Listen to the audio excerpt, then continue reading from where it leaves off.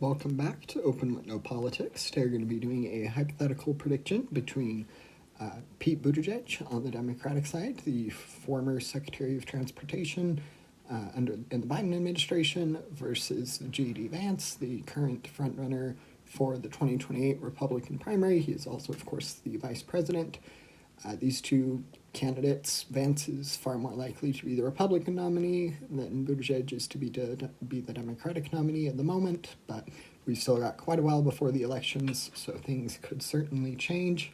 But for now, we'll be doing a fun little prediction between these two candidates. So I'll start out with Nevada and then work eastward. So I do think, we got a tilt characterization. For now, I'm going to put the state of, Nevada. I think Buttigieg would probably fare pretty well here, especially if the election were held today. I think that it would probably be enough to win the state. Harris, of course, did lose the state in 2024, being the first time in a little while where Republicans have won Nevada on the presidential level. So a bit of an interesting turnaround there. I just think that now is not remotely as good of an environment for Republicans as 2024 was. Some key voting demographic groups have kind of soured on Trump and Republicans in general. That would make it fairly difficult. So I'm going to put the state of Nevada in the Democratic column. And then I've gone back and forth on Arizona. I think that Arizona has a good chance, really, of going either way. I think that at the moment, if I had to call it, I would probably put it in the J.D. Vance column. It's going to be hard for Democrats to win the state on the presidential level again. The state went to Trump by the biggest margin of all the swing states in 2024. It was actually in the lean rating. So I think that Democrats would probably narrow it up if Buttigieg was the nominee versus Vance, but I don't think it would quite be enough to win the state.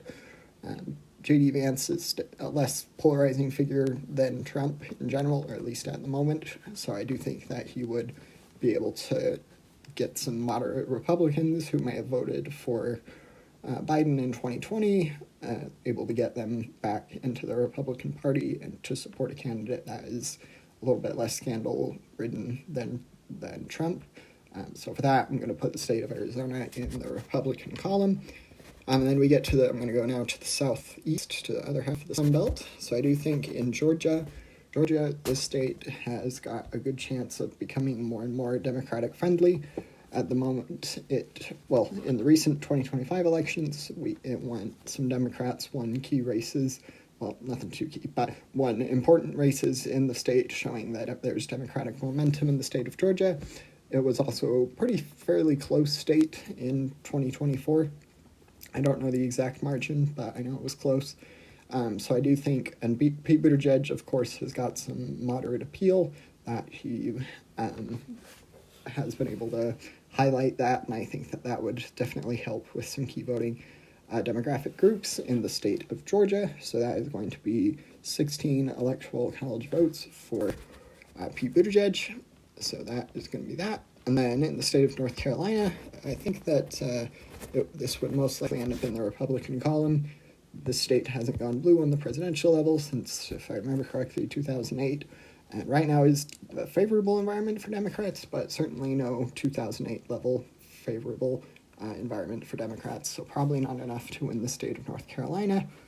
And then I actually might be even willing to do a lean rating, but I did forget the district here in Nebraska. So that is going to be, I'm going to put that into Pete Buttigieg's column. So that's going to be one more vote for the Democrats, bringing us to a pretty close election so far. We're at 248 to 246, with the three Rust Belt states left to characterize. Both of these candidates honestly have some good Rust Belt appeal. J.D. Vance was, of course, before he was vice president, he was the senator from Ohio, and Pete Buttigieg was the former mayor of South Bend in Indiana, so neighboring states, and I believe Buttigieg lives in Michigan at the moment. I could be wrong, but and so I do think that they would each bring some appeal to the Rust Belt. I'm going to start out with the state of Wisconsin. In Wisconsin, I'm going to put that in the Democratic Party's column.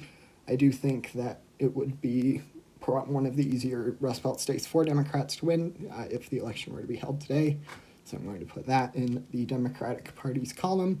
And then we get to Michigan. I think Michigan would probably be a similar story. So that is going to be enough electoral college votes for Pete Buttigieg to win. So 273 to 246. We still have the state of Pennsylvania left to characterize. I do think Pennsylvania is probably Republicans' best chance at winning a swing state. We'll have to see how the elections in Pennsylvania turn out, well, really in all these swing states, during the 2026 midterms. I think that could give us definitely a good indication of how things are shifting, see if Democrats can reverse the losses they had in 2024 on the presidential level, as well as in the Senate and House. So I do think that will be a key piece of information to look out for. But ultimately, even if it was put into J.D. Vance's column, it would be 265 to 273, so still Pete Buttigieg victory. I've gone back and forth on Pennsylvania. For now, I'll put it in the Republican column. Ultimately, it's still a Pete Buttigieg victory, but still definitely an interesting little matchup between these two candidates. Feel free to, if you have any comments, feel free to agree or disagree with me in the comments, and don't forget to like and subscribe. Thanks, bye.